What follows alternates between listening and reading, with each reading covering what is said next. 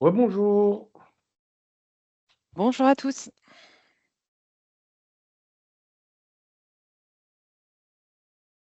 Ok, bon, on va commencer. Donc, bonjour à toutes et à tous. Donc, je suis ravi de vous retrouver pour ce deuxième webinaire donc, consacré aux acteurs de la facturation électronique. Donc, pour rappel, nous avions animé un premier webinaire qui est disponible en replay. Donc, si vous n'avez pas pu assister à ce webinaire, je vous conseille de le voir auprès de vos experts comptables qui pourront vous faire suivre le lien pour ce webinaire qui présentait, on va dire, le champ de la facturation électronique, les différentes obligations et les différents acteurs. Donc, moi, je me présente, donc Sébastien Mellet, expert comptable. Donc, je travaille chez Semaphore Expertise depuis 13 ans sur la partie TPE, PME, essentiellement en expertise comptable. Donc, j'ai le plaisir de co-animer ce webinaire avec Muriel Flotte, que je vais laisser se présenter. Alors bonjour à tous, Muriel Flotte. Donc moi je travaille côté secteur public local chez Semaphore. Ça fait une quinzaine d'années que je travaille au sein du cabinet en expertise comptable et j'accompagne essentiellement des entreprises publiques locales. Et je suis également ravie de vous retrouver autour de ce second webinaire. Je laisse la main à Sébastien pour le début de la présentation. Voilà. Bon, juste pour rappel, le webinaire est enregistré et il est anonymisé. Donc, il pourra effectivement, du fait qu'il soit enregistré, il y aura un lien pour pouvoir le revoir si besoin en replay. Et s'il y a des questions, n'hésitez pas. Voilà, pendant le déroulement, il y a un chat, vous posez vos questions. Et comme la dernière fois, on fera une foire aux questions et on répondra aux différentes questions. Donc, on va tout de suite rentrer dans le vif du sujet en découvrant le sommaire. Donc, aujourd'hui, en fait, on va expliquer les différents acteurs liés à la facturation électronique. Donc, les plateformes agréées, c'est un très, très gros sujet. Donc, ensuite, on parlera de Chorus Pro. Beaucoup connaissent déjà cet acteur. Les solutions compatibles, le concentrateur de données, qui était anciennement appelé PPF, donc Portail public de facturation. On va revenir sur quelques questions qui avaient été posées, voilà, qui méritent certainement, en tout cas pour vous, quelques précisions.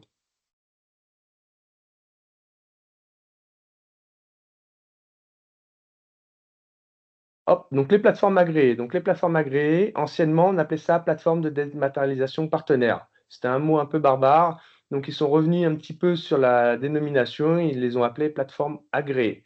Donc qu'est-ce qu'une plateforme agréée? Il faut retenir en fait deux choses. C'est que la plateforme agréée, elle est obligatoire. Elle permettra d'émettre des factures et également de les transmettre, et elle permettra de recevoir les factures. Alors, comme on l'avait vu lors du précédent webinaire, la facturation électronique ne s'applique qu'aux assujettis à TVA en France. Donc, on est vraiment sur des flux domestiques. Donc, à partir du moment où on est dans le champ d'application de la facture électronique, il faudra s'inscrire sur une plateforme agréée et qui permettra de recevoir les factures de nos fournisseurs et qui permettra également d'émettre nos factures vis-à-vis de nos clients. Donc ça, c'est hyper important, c'est obligatoire. Donc, cette plateforme agréée permettra également de transmettre des e-reporting. Donc, les e-reporting, on l'a vu, il y en a deux. Il y a un e-reporting de paiement sur lesquels on va reporter à l'administration fiscale tous les encaissements qu'on a eus au cours du mois précédent. En tout cas, ça sera tous les 10 jours lorsqu'on est sur la TVA sur les encaissements. Et ensuite, on a un e-reporting de transactions, tous les flux qui ne passent pas, justement, qui ne sont pas des flux domestiques. Donc, les flux vis-à-vis des particuliers et les flux vis-à-vis des fournisseurs étrangers. Et ensuite, cette plateforme agréée, elle va également communiquer les différents statuts de cycle de vie qu'on verra plus tard. Donc, elle a vraiment un rôle central et on ne pourra pas y échapper à partir du moment où on est dans le champ de la facturation électronique. Il faudra avoir choisi une plateforme.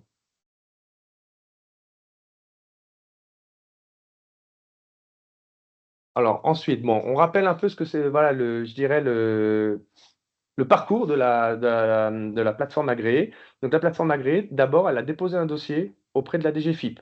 Donc dans ce dossier, on le verra tout à l'heure, il y a des prérequis. Donc à partir du moment où elle remplit les prérequis, elle a un audit de conformité. Donc elle va faire appel à un organisme extérieur qui va pendant un an vérifier que les prérequis sur lesquels elle s'est engagée sont bien respectés. Donc ça, à partir de 1 an en tout cas, il va falloir qu'elle fasse des tests d'interopérabilité. Donc dès le mois de septembre, il faut savoir que l'annuaire a été ouvert et mis en ligne par l'administration fiscale. Donc l'annuaire, c'est ce qui permettra justement de connaître les adresses, les adresses électroniques pour pouvoir échanger les flux. Donc à partir du moment où l'annuaire a été ouvert, la plateforme doit faire des tests pour vérifier qu'effectivement les connexions se font bien entre elle et l'annuaire du PPF. Elle devra également vérifier que les tests sont corrects avec une autre plateforme agréée. Donc ça, c'est au cours de ce trimestre-là, voire premier trimestre 2026. Et à partir du moment où l'audit de conformité d'1 an a été validé, on coche toutes les cases. À partir du moment où tous les tests d'interopérabilité ont été réalisés avec succès, derrière, la DGFiP va immatriculer la plateforme agréée. Aujourd'hui, la plupart sont agréées, hein, mais de façon provisoire. Donc, on aura un agrément cette fois-ci définitif. Il faut savoir que cet agrément, il est sur 3 ans. Donc, dans 3 ans, on recommence. Et sachant on obéit sur des normes, les normes vont bouger un petit peu. Donc voilà. Mais aujourd'hui, ce qu'il faut retenir, c'est qu'on est sur des agréments provisoires avec voilà, des prérequis qu'il va falloir remplir. Et une fois qu'on aura fait tous les tests, et ben voilà, une immatriculation définitive. Grosso modo, je pense qu'à partir du premier trimestre 2026, la plupart des plateformes agréées auront cet agrément définitif pour 3 ans.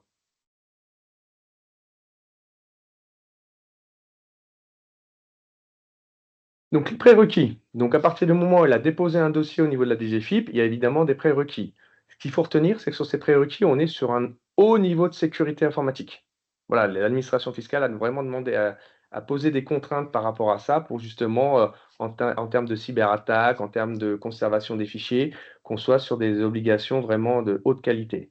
Donc, c'est quoi les prérequis? Bah, c'est déjà le RGPD, donc vérifier qu'effectivement on respecte les normes en termes de RGPD qui permet la protection des données personnelles. Donc l'hébergement, alors la plupart des plateformes agréées vont passer par un hébergeur, donc il va falloir s'assurer que cet hébergeur soit attesté SecNum Cloud.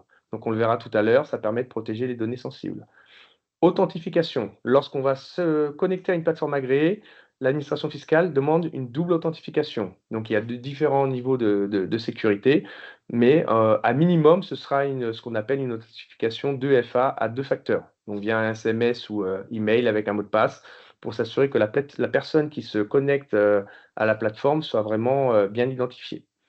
Autre contrainte, certification ISO 27001. C'est une norme internationale qui permet justement en termes de sécurité voilà, de garantir qu'on coche toutes les cases. C'est une attestation qui doit être valable pendant 3 ans.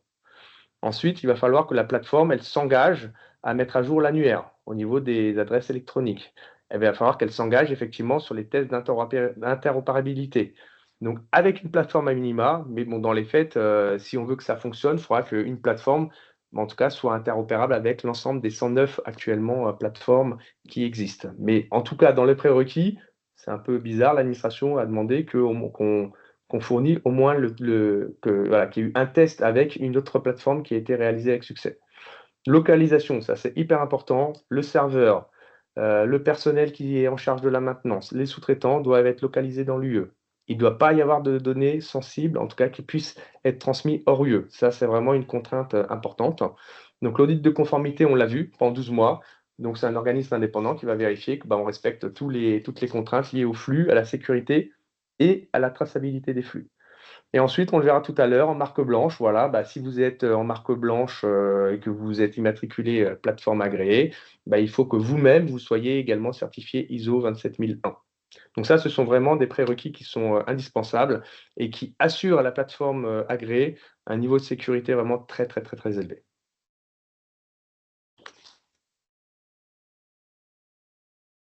Donc là, on précise un petit peu c'est quoi ce haut niveau de sécurité.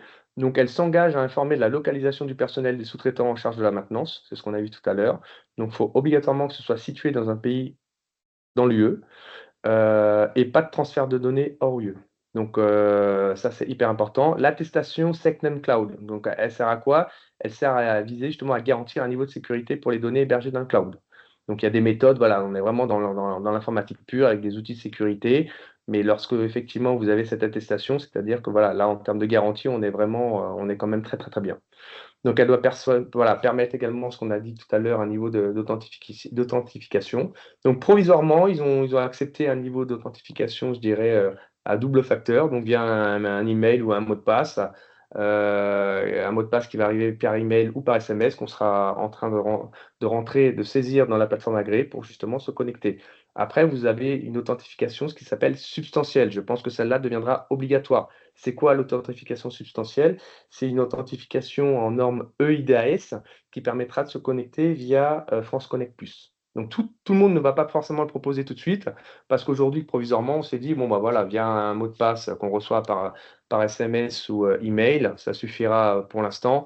Mais en tout cas, je pense que l'administration va demander un niveau de sécurité beaucoup plus important lorsqu'on se connecte à la plateforme pour vérifier que la personne qui se connecte, voilà, est la bonne personne.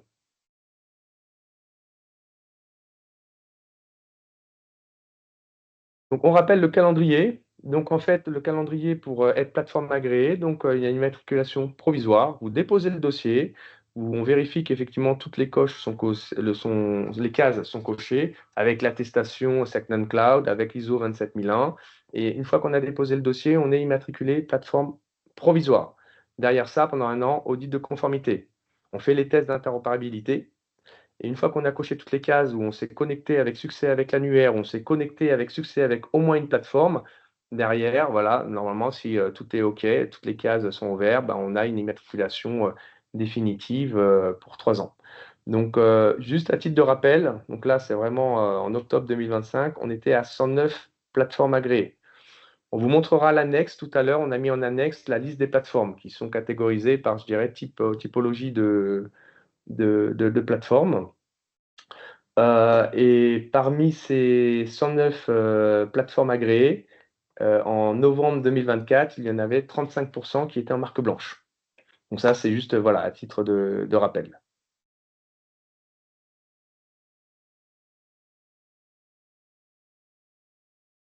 Enseignement, plateforme de dématérialisation partenaire. Donc là, je fais un petit rappel sur la marque grise et la marque blanche.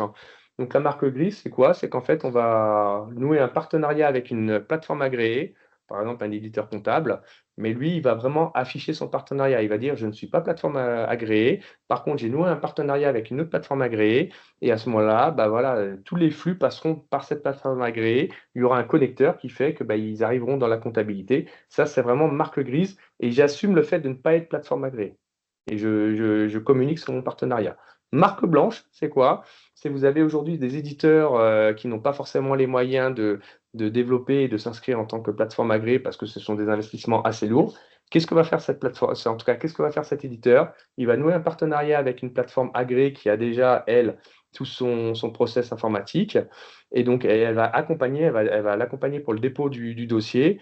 Et donc, après, bah, chacun est libre de dire, voilà, je suis plateforme agréée en marque blanche.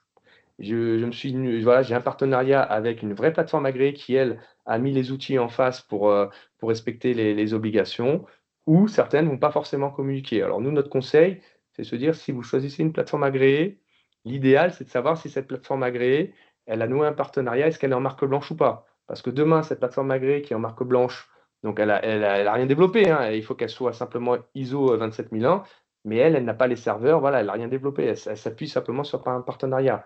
Donc si cette plateforme agréée demain, le contrat bah, disparaît pour une raison quelconque, bah, ça veut dire qu'elle perd sa qualification de plateforme agréée.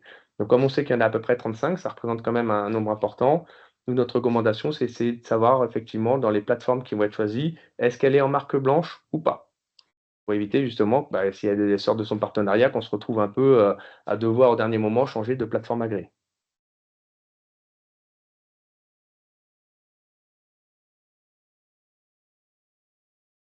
Bon, là, on vous rappelle le lien pour justement consulter cette liste. C'est la liste des plateformes agréées qui est normalement régulièrement mis à jour sur le site des impôts. Donc, vous avez le lien qui est en annexe. Et puis, comme ça vous permettra de consulter la liste de toutes ces plateformes qui sont aujourd'hui immatriculées provisoires. J'insiste, hein. C'est vraiment une immatriculation provisoire. On attend que tous les tests soient réalisés avec succès. Et normalement, janvier 2026, elles devraient être agréées de façon définitive.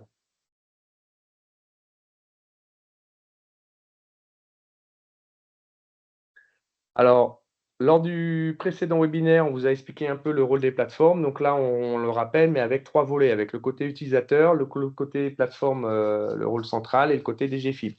Donc la plateforme agréée, du côté utilisateur, à quoi elle va servir?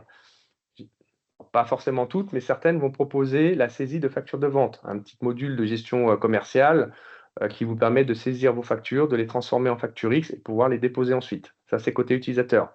Cette plateforme agréée, bien évidemment, elle va vérifier que vos factures soient conformes avant de les déposer. Si la facture n'est pas conforme, on sait qu'on va avoir un rejet. Donc, toutes, elles vont proposer normalement en tout cas, ce contrôle de conformité des factures. Ensuite, il va falloir transmettre à la plateforme de l'acheteur nos factures qu'on émet via l'annuaire. Donc, votre plateforme agréée, une fois que vous avez déposé vos factures, elle va interroger l'annuaire. C'est quoi l'adresse électronique? Ça revient. Et puis derrière, ça c'est transmis directement à la plateforme de votre client. Donc, accès et téléchargement des factures en lisible. Alors ça, je le rappelle, c'est une contrainte qui est demandée par la DGFiP. La facture X, vous avez 3 formats. Vous avez le format UBL, C2I, facture X. Comme ce sont des formats, généralement, la facture électronique, c'est un format, comment dire, XML. À l'œil humain, on ne peut pas le lire. Donc, l'administration a demandé qu'on puisse, via un PDF, lire la facture. Sinon, on ne va jamais pouvoir les valider. Donc ça, c'est important. Et ensuite, certaines plateformes vont proposer les cycles de vie, ce qu'on appelle les statuts facultatifs. Il faut savoir qu'il y en a 4 obligatoires, ils sont sur la partie droite, et vous en avez 12 qui sont facultatifs. Donc, dire que, voilà, informer votre client que la facture est en litige, qu'elle a été approuvée partiellement. Voilà, donc vous avez 12 statuts qu'on a vus qui étaient facultatifs. Certaines plateformes vont proposer de remplir ces 12 statuts, je dirais, facultatifs. D'autres vont dire, nous, on ne va pas en gérer 12, on va peut-être en gérer 8 ou 10, etc. Donc ça, c'est côté utilisateur. Côté plateforme. Donc la plateforme, elle va consulter et mettre à jour l'annuaire central. Ça, c'est une obligation. C'est dans les prérequis, comme on l'a vu lorsqu'elle va déposer le dossier. Elle va convertir les formats de facture si besoin. Après, est-ce qu'elles vont toutes vous le proposer à vérifier? Mais aujourd'hui, en tout cas, il y a un besoin qui est identifié, qui est assez important, c'est que tout le monde ne va pas forcément prendre un logiciel de facturation, et on va continuer à faire, en tout cas certains décident de le faire, mais c'est de façon provisoire, de faire les factures sur Word ou Excel, et donc via la plateforme agréée, on va les convertir en factures électroniques de façon à pouvoir les déposer sur la plateforme. Il faut savoir que ça, la conversion des factures PDF, j'insiste, c'est provisoire. C'est admis par l'administration fiscale, c'est provisoire jusqu'au 31 décembre 2027 de mémoire. Donc de toute façon, il faudra bien se prendre un logiciel de facturation qui permettra de créer vos factures électroniques voilà, dès la création. Transmission des statuts de cycle de vie. Donc les statuts de cycle de vie obligatoires, ils sont sur la droite. Donc il y a un statut déposé. J'ai déposé ma facture. Il y a un statut rejeté. Elle a été rejetée notamment parce qu'il y a un virus, parce que elle n'est pas conforme.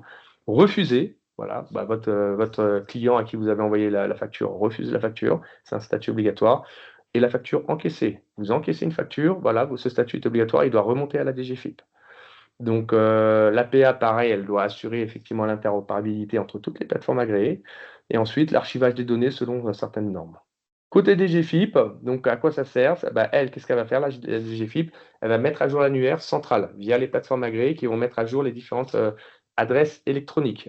Elle va réceptionner les données de transaction. Donc, la plateforme agréée va transmettre 2 types de e-reporting. Un e-reporting de transaction, donc ça, ce sont tous les flux particuliers ou les flux de facturation hors France qui vont arriver. Donc, il va falloir faire des extractions de données et informer l'administration fiscale sur de e-reporting de transactions.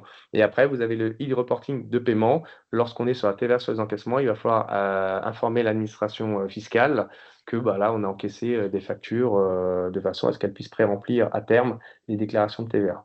Et ensuite, comme on l'a vu, la réception des différents statuts de cycle de vie qui sont, eux, obligatoires.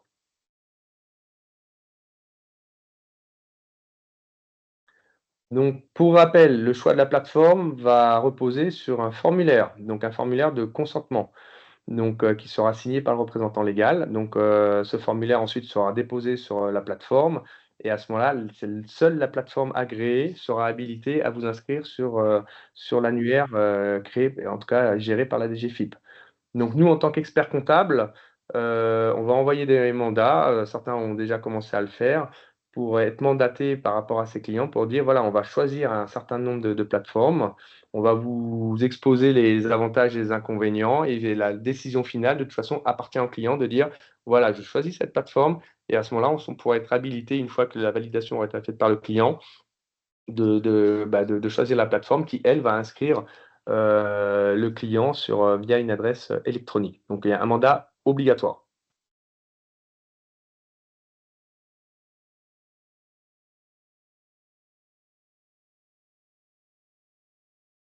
Hop. Donc, on va vous proposer certains points de vigilance. En fait, il va falloir choisir la plateforme agréée. Mais je pense que la question légitime, c'est de se dire, OK, mais qu'est-ce que je dois quels sont les points d'attention. Donc là, on a répertorié un certain nombre de points de vigilance qui vont vous aider à choisir la bonne plateforme agréée. Alors, on ne les a pas tous répertoriés, évidemment, parce que sur un webinaire de 45 minutes, à ce moment-là, on va peut-être faire 2 ou 3 heures, mais on a répertorié, nous, ce qui nous semble le plus important. Donc, avant de choisir une plateforme agréée, lorsqu'on a vu qu'effectivement, elles vont être immatriculées de façon définitive, donc bon, c'est la règle de base, mais vérifier qu'effectivement, elle a bien un numéro d'immatriculation définitive. Si possible, si elle a été immatriculée de façon définitive, vérifier est-ce que c'est avec ou sans réserve. Donc, je ne sais pas si on aura ce type d'information, mais on peut toujours poser la question, parce que s'il y a des réserves, il faut qu'on essaie de comprendre c'est quoi les réserves. Et elle s'est engagée dans combien de temps pour lever ses réserves.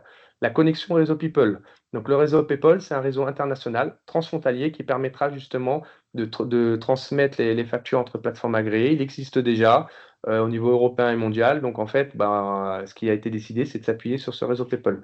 La plupart des plateformes vont dire oui, oui, c'est bon, il n'y a pas de problème, mais à vérifier qu'effectivement, ça fonctionne bien. L'interopérabilité, la connectivité, c'est hyper important. C'est quoi les connecteurs? Est-ce qu'elle sera interopérable avec toutes les plateformes? On l'a vu dans les prérequis, c'est une seule plateforme de test. Donc, pour que ça marche, on sait très bien qu'il faudra qu'elle soit connectée aux 109 plateformes. Mais il faudra vérifier qu'effectivement, est-ce que ça marche? Est-ce qu'elle a réussi dans ses tests à être connectée à toutes les plateformes? Il suffit qu'il y en ait 10% où les tests n'ont pas réussi. Nous, on déconseillera en tout cas de choisir cette plateforme agréée. Dans les faits, je pense qu'il n'y aura pas de sujet, mais à vérifier quand même. C'est vraiment des points d'attention.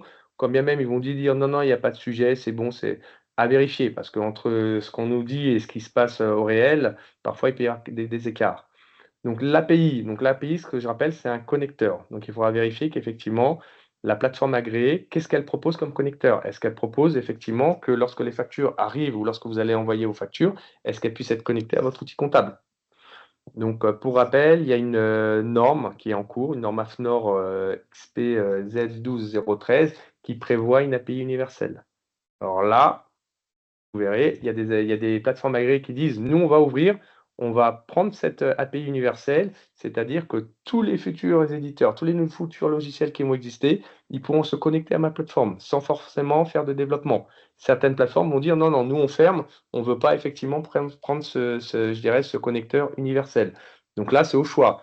Moi, je pense que c'est une bonne chose parce que demain, vous pouvez avoir des nouveaux éditeurs sur des tableaux de bord qui peuvent être intéressants. C'est bien qu'on puisse se connecter à la plateforme et avoir des tableaux de bord qui vont bien. Alors que si on n'a pas cette API universelle, il va falloir faire des développements pour pouvoir ouvrir les tuyaux. Cas d'usage. Donc il y a des cas d'usage effectivement qu'il va falloir remplir. La plupart des plateformes vous disent que les 36 cas d'usage en tout cas, sont couverts par la plateforme. À vérifier. Vous avez des cas d'usage très spécifiques, comme la facturage, comme les notes de frais, comme l'autofacturation, comme les factures avec escompte. Donc il faudra qu'on vérifie comment ça se gère au niveau de la plateforme. Ensuite, l'ergonomie. Est-ce que c'est facile d'utilisation? Est-ce que c'est intuitif? S'il faut cliquer 10 000 fois pour accéder à quelque chose, bon, c'est pas sûr que ce soit la bonne plateforme.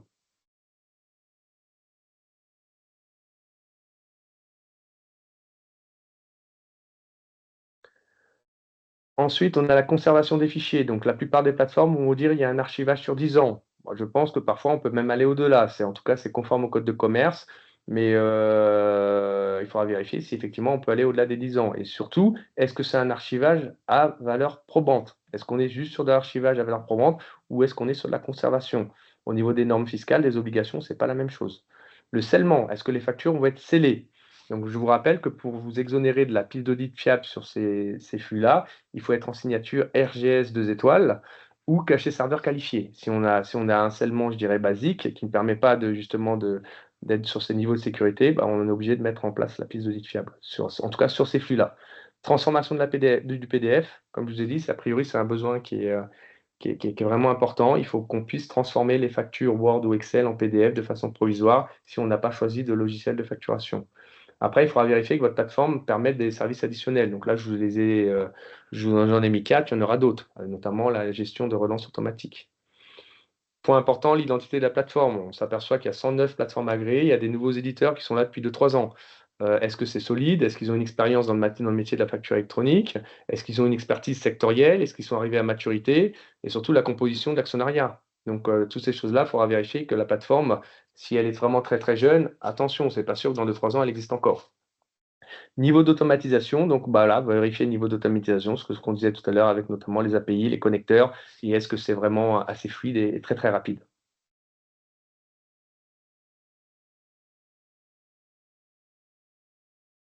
Alors ça, c'est les petits plus qu'on a détectés. Certaines plateformes le proposent, c'est-à-dire qu'en fait, elles vont être liées à l'INPI et donc ça vous permet que lorsque vous recevez une facture, d'avoir une information sur est-ce qu'elle est en RJ, la société, est-ce qu'elle existe encore, est-ce qu'elle n'a pas été radiée. Donc en fait, certains vont avoir un lien direct et lorsque la facture va arriver, ils vont interroger via le SIRET pour vérifier qu'effectivement, est-ce qu'il n'y a pas un événement particulier qui peut être utile à votre client. Point important, l'engagement contractuel. Donc, pareil, il va falloir, on ne sait jamais, on peut sortir effectivement d'une plateforme agréée, clause de sortie, de réversibilité. Donc, comment vous récupérez les archives? C'est quoi le coût de sortie, et les conditions? Donc, ça, dans les engagements contractuels, il faudra vraiment être attentif à ça parce que, on peut être coincé si effectivement on n'a pas fait attention. Support technique, je trouve que c'est un point important. Déjà, est-ce qu'il est en France et surtout, est-ce qu'on a une réactivité par rapport à ce support technique? Le coût de la plateforme, bien évidemment. Donc, est-ce que c'est gratuit? Est-ce que c'est sous forme d'abonnement? Est-ce que c'est un coût à la facture ou par palier? Donc, bon, voilà, il y en a qui vous disent que c'est 9 centimes par facture, ça peut monter jusqu'à 71. Après, tout dépend des volumes. Certains vous disent que c'est gratuit. Mon mot d'ordre, c'est attention à la gratuité. Quand on vous dit qu'une plateforme est gratuite, bon, qu'est-ce qui est gratuit en réalité? Et après, vous aurez des services additionnels qui peuvent être payants. E-reporting, la plupart des plateformes vont dire je gère le e-reporting. Oui, ok, mais qu'est-ce qu'elle gère? Elle gère juste le dépôt du e-reporting au niveau du concentrateur de données ou est-ce qu'elle est capable de construire ce e-reporting? Donc nous, on vous conseille de vérifier ce point-là parce que comment il y a deux reporting et normalement il y a des contraintes en termes de comptabilité, c'est pas la même chose. Est-ce que je suis capable de construire mon e-reporting ou est-ce que je suis capable de le déposer? Donc attention à ça. Et puis, on vous a rappelé un petit peu à quoi sert le réseau People, qui est un réseau transfrontalier. Donc voilà, bon, je ne vais pas revenir dessus, mais en tout cas, c'est un point important de pouvoir se dire, est-ce que je suis connecté à ce réseau People et est-ce que mes tests ont été concluants de façon à ce que tout soit fluide et rapide.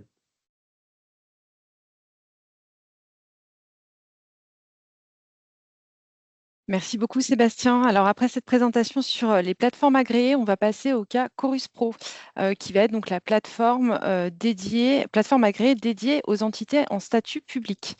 Alors, Chorus Pro, le rôle actuel. Donc, pour nos clients entreprises publiques locales, vous le connaissez très bien puisque c'est déjà du coup une plateforme que vous utilisez. Donc, je rappelle que pour nos clients EPL qui ont des mandats, vous avez l'obligation depuis 2017 de recevoir les factures sur Chorus Pro et également d'émettre vos factures, par exemple, à destination des collectivités. Quand vous émettez des factures, par exemple, de rémunération de mandat, vous devez les mettre à disposition des collectivités via Chorus Pro. Donc ça, c'est le rôle de Chorus Pro, format historique. Alors, le rôle de Chorus va évoluer puisque en juillet 2025, l'État a confirmé que Chorus Pro conserverait son rôle de plateforme de référence pour la facturation du secteur public. Alors, qu'est-ce que ça veut dire? Ce que ça veut dire, c'est que Chorus Pro sera obligatoirement la plateforme d'émission des factures électroniques, que ce soit vers des structures privées ou des entités publiques, en complément de son rôle actuel obligatoire de réception des factures. Donc ça, c'est le futur rôle qui va être développé du coup courant 2026. Alors déjà, première étape pour vérifier si vous êtes entité publique ou entité privée, on vous invite à vous connecter à l'annuaire. Donc on vous a remis donc le lien et puis la procédure complète qui figurera dans ce support en page 26. Donc il faut d'abord vérifier si en tant que EPL, vous êtes plutôt en statut public, donc relevant de Chorus Pro, ou en statut privé. Et dans ce cas-là, vous aurez la possibilité de choisir une plateforme agréée privée. Alors, on vous rappelle du coup le circuit d'invoicing, de facturation électronique, côté amont, c'est-à-dire côté réception des factures. Donc, le rôle actuel, je vous l'ai détaillé, on va rentrer un petit peu plus dans le détail. Donc là, on se pose dans le cas où on est en B2G, c'est-à-dire une entreprise du secteur privé qui va du coup venir déposer ou saisir sur le portail Chorus Pro une facture et vous allez la récupérer, par exemple, en tant que SEM ou SPL. Vous allez donc la récupérer sur Chorus Pro et l'intégrer dans votre ERP en vue du traitement comptable. Donc, Chorus Pro actuellement vous permet de traiter les factures en format historique. Donc, quand je parle de format historique, ce ne sont pas des factures actuellement au format de la norme AFNOR. Sébastien, vous parlez tout à l'heure, donc le format de la norme AFNOR, c'est les factures format UBL, C2I ou FactureX, donc les formats électroniques actuellement. Donc Chorus Pro, ancien format, vous permet de traiter des factures classiques, on va dire. À partir du 1er septembre 2026, on a deux systèmes qui vont cohabiter en réception. Le premier, donc le dispositif transitoire, Chorus Pro version historique va être maintenu pour permettre à des entités du secteur privé de déposer du coup des factures sous l'ancien format. Alors pourquoi est-ce qu'on maintient ce système? Tout simplement parce qu'on a une partie de vos fournisseurs du coup privés qui ne seront obligés d'émettre des factures sous format électronique qu'à partir de septembre 2027. Donc ça, c'est les TPE-PME. Donc il faut laisser le Chorus Pro format historique pendant un certain temps de façon à permettre à ces entités-là de continuer à vous déposer les factures sous un ancien format. Et puis parallèlement, donc on a un dispositif cible qui va également entrer en vigueur à partir du 1er septembre 2026, qui permettra aux entités donc, qui sont prêtes ou qui doivent passer dans la réforme de la facture électronique à partir du 1er septembre 2026, donc de déposer leur plateforme sur la plateforme agréée, leur facture sur la plateforme agréée qu'ils auront désignée. Et donc là, il y a un lien qui va être fait du coup pour permettre aux PA du secteur privé de dialoguer avec Chorus Pro et de déposer ces factures au format électronique. Donc ça, c'était la partie invoicing amont réception des factures. On a également la partie donc invoicing émission des factures. Donc le rôle actuel, je l'ai évoqué tout à l'heure, donc ça peut être celui par exemple où une entité publique EPL dépose une facture à destination d'une collectivité sur Chorus Pro. Le Chorus Pro historique va progressivement évoluer pour vous permettre en fait d'intégrer des nouvelles fonctions en lien avec la réforme de la facturation électronique. C'est-à-dire qu'à partir de juin 2026, la plateforme format historique va entrer en fait va ajouter des fonctions de façon à vous permettre de tester le dépôt de factures électroniques à destination des entités publiques. Donc, à partir de juin 2026, vous pourrez déposer des factures au format électronique à destination des entités publiques et également à destination du coup des sociétés privées. Et à ce moment-là, donc le schéma est identique à celui en réception, c'est-à-dire que vous déposerez des factures format électronique sur Chorus Pro qui fera le lien du coup avec la plateforme de réception de votre client secteur privé. Donc ça, c'est pour la partie invoicing. Parallèlement, donc Sébastien en a parlé, on a donc un sujet avec le e-reporting, transactions et paiement. Donc pour la partie reporting transaction, donc Sébastien on l'a déjà évoqué, donc sont concernées du coup les entités du coup qui émettent des factures auprès de non assujettis. Donc ça peut être des particuliers, des associations à objet non commercial ou des entreprises non établies en France. Donc pour ces sociétés-là, donc du coup vous devrez générer un fichier de e-reporting transaction. Si vous êtes en régime réel normal, ça sera un fichier à remonter par décade. Ce qu'il faut comprendre avec Chorus Pro, c'est qu'on est sur une plateforme qui est mise à disposition gratuitement par l'État. Donc, du coup, on va être probablement sur des fonctionnalités assez réduites. Donc, ce fichier de e-reporting transaction, ce n'est pas Chorus Pro qui va vous aider à le construire. Chorus Pro vous permettra du coup d'acheminer le fichier d'e-reporting transaction vers le PPF, le portail public de facturation. Donc, ça veut dire que si vous devez passer par Chorus Pro en tant que plateforme agréée, vous allez devoir vous assurer que vos outils de gestion actuels, donc votre ERP, votre outil comptable, est en capacité de générer ce e-reporting transaction, puisque Chorus Pro ne vous permettra pas de le générer et ne vous permettra pas de le générer dans le bon format. Donc, il faut notamment voir si vos ERP sont en capacité d'agréger les données à partir de factures individuelles et également de générer le fichier sous le bon format qui est un format XML. Donc ça, c'est pour la partie e-reporting transaction.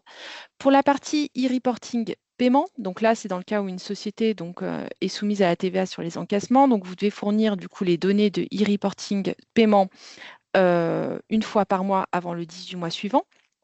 Donc ce fichier va se construire notamment grâce au lettrage. Donc, grosso modo, vous allez donc comparer vos données de facturation par rapport à vos données d'encaissement de façon à construire le fichier de e-reporting paiement. Donc là encore, ce n'est pas Chorus Pro qui vous permettra en principe de construire ce fichier. Donc, il faut vraiment que vous vérifiez en amont si votre ERP ou votre logiciel comptable ou votre solution compatible, dont on va parler après, est en capacité de le construire. Donc voilà pour la partie Chorus Pro. On va passer du coup à la définition des solutions compatibles. Alors, qu'est-ce qu'une solution compatible? Donc là encore, on a eu en fait une évolution des termes puisque auparavant, on parlait d'opérateurs de dématérialisation et non pas de solutions compatibles. Donc, qu'est-ce qu'une solution compatible? Donc, une solution compatible, elle vise déjà à proposer des services additionnels qui ne seraient pas totalement couverts par vos ERP ou logiciels actuels et par les plateformes agréées. Attention, la solution compatible ne permet pas la transmission des factures au PPF. Donc, c'est bien votre PA, votre plateforme agréée, qui permettra du coup la transmission de ces éléments-là. Donc, autant une plateforme agréée, on doit nécessairement en désigner une solution compatible, c'est plutôt en fonction des besoins, des fonctionnalités complémentaires qu'on aurait à couvrir. Alors, quelle est la nature du coup de ces solutions compatibles? En fait, une solution compatible, c'est tout acteur logiciel qui travaille sur des données relatives aux transactions commerciales et qui n'est pas PA. Donc, n'étant pas PA, la solution compatible n'a pas les mêmes contraintes en termes de sécurité, en termes d'hébergement et en termes de normes. Et la solution compatible n'a pas de lien direct avec le PPF. Donc, dans les cas qu'on pourrait vous citer, plutôt dans les formes qu'on pourrait vous citer, donc une solution compatible, elle pourrait être directement intégrée dans un ERP, donc une fonctionnalité embarquée dans un logiciel de gestion dont vous disposez déjà. Ça pourrait être un connecteur technique pur également. Donc, imaginons, je vous prends un cas extrême, dans le cas où on a un ERP existant et puis on choisit une solution compatible qui n'arrive pas à dialoguer entre elles. Bon, le cas est un peu tiré par les cheveux. Mais on pourrait imaginer du coup d'intercaler une solution compatible entre les deux de façon à assurer la transmission des données entre l'ERP et la plateforme agréée. Et puis enfin, certaines plateformes agréées peuvent aussi opérer en tant que solution compatible. Donc Sébastien vous a cité tout à l'heure donc les prérequis minimums les fonctionnalités minimum que devaient respecter du coup les plateformes agréées. Il faut savoir qu'il y a un certain nombre de fonctionnalités ou de services qui ne sont pas obligatoires. Donc je pense notamment à l'archivage. Les plateformes agréées n'ont pas d'obligation de proposer un archivage sécurisé. Donc vous pourriez, en tant que société, décider de vous doter d'une solution compatible complémentaires de façon à assurer cette solution d'archivage. Alors, ce qu'on vous recommande de faire, c'est déjà de faire un état des lieux de l'existant. Donc, on vous l'avait déjà recommandé. Donc, il faut vraiment commencer par une cartographie de votre système d'information, voir quelles sont les fonctionnalités qui sont couvertes par votre système d'information et tous les logiciels dont vous disposez. Et puis également, vraiment retracer tous vos flux de factures entrantes et sortantes. Quand vous aurez fait du coup un état des lieux des fonctionnalités intégrées dans votre ERP et vos outils de gestion, vous allez également vous diriger vers le choix d'une PA en fonction des critères que Sébastien vous a ajoutés tout à l'heure. Et c'est là que vous pourrez voir du coup s'il vous manque des fonctionnalités et si vous avez besoin d'intercaler des solutions compatibles pour ajouter des fonctionnalités ou des services là où il vous en manque. Alors, on ne va pas vous présenter de façon exhaustive tous les services complémentaires que peuvent apporter les solutions compatibles. Mais si on en cite quelques-uns, donc je vais reprendre l'exemple de Sébastien tout à l'heure. Donc, vous avez donc du coup, on peut avoir le cas pour des TPE, PME qui continuent du coup, pour lesquels qui auraient des logiciels de facturation qui n'auraient pas totalement évolué et qui continueraient du coup à émettre des factures sous format PDF en 2027. OK? Donc, dans ce cas-là, si votre plateforme agréée, si la plateforme que vous avez choisie ne convertit pas du coup les factures PDF sous un format AFNOR, vous pourriez décider du coup de vous doter d'une solution compatible complémentaire de façon à transformer le PDF en FactureX, UBL ou C2I. Deuxième cas, gestion des données. Donc, je vous ai parlé tout à l'heure du coup du e-reporting transaction ou du e-reporting paiement. Vous avez tout intérêt à vous doter de solutions qui permettent d'automatiser la génération de ces e-reporting transactions ou paiements de façon à ne pas passer trop de temps sur la construction de ces e-reporting. Et puis enfin, dans les services complémentaires, on en a parlé précédemment, vous pourriez choisir effectivement une solution compatible qui permette d'archiver du coup l'intégralité des pièces selon la norme NF 461 et pendant la durée légale qui est de 10 ans. Alors voilà pour les solutions compatibles. Et enfin, on va passer à la présentation du dernier thème, qui est le concentrateur de données, qui est anciennement le portail public de facturation. Alors, le portail public de facturation, son rôle a totalement été refondu. Donc, je vous rappelle que, au départ, le PPF devait initialement assurer un service gratuit pour l'émission et la réception des factures. Il s'est avéré donc en cours de route que son développement a totalement été abandonné puisqu'il s'avérait trop complexe et qu'il ne permettait pas à l'État en fait de tenir les délais et de faire passer toutes les entreprises dans la réforme à horizon 2026 et 2027. Et puis enfin, dernier point, le fait d'avoir un seul opérateur, donc un portail public de facturation, faisait peser un risque important en cas de défaillance. C'est-à-dire que dans le cas où le PPF tombait, tout le système de facturation électronique tombait. Donc de ce fait, le rôle du PPF a totalement évolué et donc a entraîné donc un nouveau terme, une nouvelle définition. On l'appelle maintenant le concentrateur de données dont le rôle va se concentrer sur deux missions stratégiques qu'on va détailler. Donc la mission numéro 1, l'administration de l'annuaire centralisé, et la mission numéro 2, la concentration et la transmission des données destinées à l'administration fiscale. Donc on l'a déjà bien explicité précédemment, mais le concentrateur de données ne permet pas de transmettre les factures. Je vous rappelle que la transmission des factures, c'est ce que vous a présenté Sébastien tout à l'heure, la transmission des factures passe par les plateformes agréées. Alors, la première mission, l'administration de l'annuaire centralisé. Donc, à quoi sert cet annuaire? Cet annuaire, il va permettre de mettre à disposition les données d'identification et d'adressage des factures électroniques de toutes les entités privées assujetties à la TVA en France, qui possèdent un SIREN ou un SIRET, ainsi que l'ensemble des entités publiques assujetties ou non. Puisqu'en fait, l'annuaire des structures publiques qui existait a été du coup répliqué dans l'annuaire de facturation électronique globale. Comment est-ce que cet annuaire est mis à jour? Il est constitué et mis à jour à partir des informations qui sont remontées par les plateformes agréées. Et il pourra être interrogé et modifié par ces mêmes plateformes. Donc, pour mémoire, hein, c'est uniquement donc, les plateformes agréées qui ont accès à cet annuaire. Les solutions compatibles ne permettront pas du coup de mettre à jour l'annuaire. Donc, on vous a mis le lien pour consulter l'annuaire qui est déjà ouvert depuis le 18 septembre 2025. Donc concrètement, comment est-ce que ça va se passer pour un fournisseur qui enverrait une facture à son client? Préalablement à la génération de la facture, le fournisseur va en fait consulter l'annuaire centralisé pour trouver l'adresse destinataire de la facture. Et cette adresse destinataire de la facture devrait être reprise dans la facture. Si elle n'est pas reprise, du coup, la facture sera rejetée. Voilà, donc on va voir plus en détail comment est-ce qu'on consulte. Donc on vous a remis le lien du coup de connexion au portail. Vous pouvez sur ce portail du coup rechercher les entreprises par leur dénomination sociale, leur numéro SIREN ou leur numéro SIRET. Une fois que vous avez trouvé l'entité, vous allez avoir une information, une première information qui va vous indiquer si l'entité en question à désigner une plateforme agréée. Donc, vous n'aurez pas le nom de la plateforme agréée, mais vous aurez la réponse oui ou non, est-ce que l'entité a désigné une plateforme agréée. Sur cette même plateforme, vous pourrez du coup regarder si votre entité est en structure publique et donc relève du Chorus Pro, ou si elle est en structure privée. Si elle est en structure privée, du coup, vous verrez apparaître unité légale. Et puis enfin, vous allez retrouver les adresses électroniques de facturation. Alors là, en fonction des entités, plusieurs cas peuvent se présenter.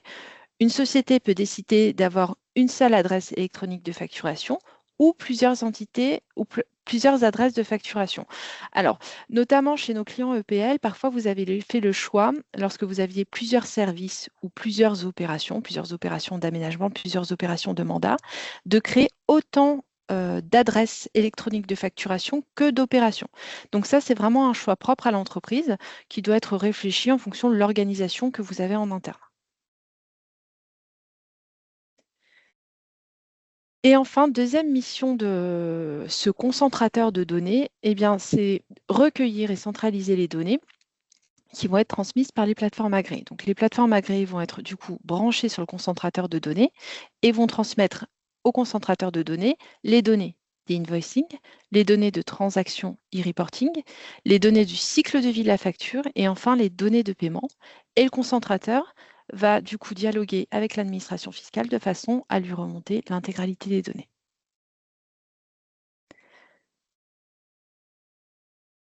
Alors, on arrive au bout de la présentation. On va aborder du coup la foire aux questions.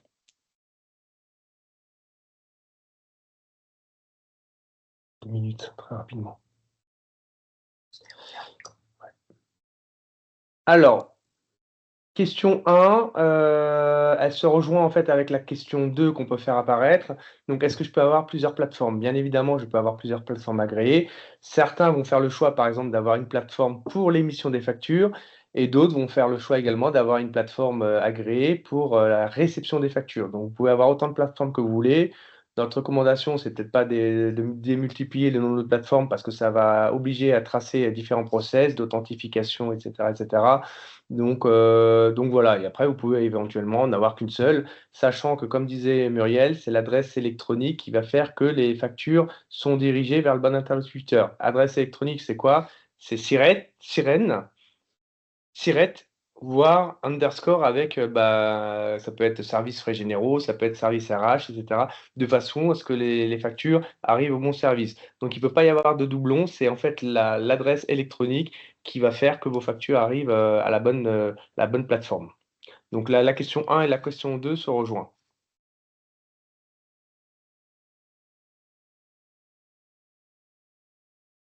Alors ensuite, on va passer rapidement sur les questions relatives aux solutions compatibles. Donc première question, si j'utilise déjà un logiciel de facturation, est-ce que je dois changer de solution pour me conformer à la réforme? Non, pas forcément en fait. Il faut que vous contactiez votre éditeur pour voir comment il a prévu de se mettre dans les clous ou pas par rapport à la réforme. Si votre éditeur vous dit qu'ils vont faire évoluer du coup les formats de facture de façon à se conformer à la réforme et à ce que les factures soient format AFNOR, donc UBL, C2I et FactureX, il n'est pas nécessaire de changer de solution. Quels sont les avantages ensuite à choisir une solution compatible en complément d'une plateforme agréée? Donc, on l'a évoqué, il faut faire un état des lieux de ce que vos logiciels actuels vous permettent de faire, de ce que la plateforme agréée que vous allez choisir vous permettra de faire. Et en fonction de ça, vous verrez s'il est nécessaire de vous doter de solutions compatibles pour couvrir des fonctionnalités que vous n'avez pas actuellement. Enfin, rapidement, deux petites questions relatives à Chorus qu'on avait relevées lors du premier FAQ. Donc, la différence entre Chorus Pro et les plateformes agréées. Chorus Pro est une plateforme agréée, mais c'est une plateforme agréée dédiée aux entités sous statut public. Et à côté de ça, vous avez les plateformes agréées que vous a présentées Sébastien en début de présentation, qui sont privées et qui vont relever qui vont du coup permettre aux sociétés du secteur privé du coup de remplir tous les objectifs visés par la réforme. Et enfin, je suis une entreprise publique locale qui réalise des opérations d'aménagement. Dois-je souscrire à une plateforme agréée? Eh bien, ça, on a répondu à la question. Il faut que vous vous connectiez du coup à Chorus Pro ou à l'annuaire pour vérifier votre statut public ou votre statut privé. Si vous relevez du statut public, vous serez sur Chorus Pro, et si vous relevez du statut privé, vous pourrez choisir une plateforme agréée différente de Chorus Pro.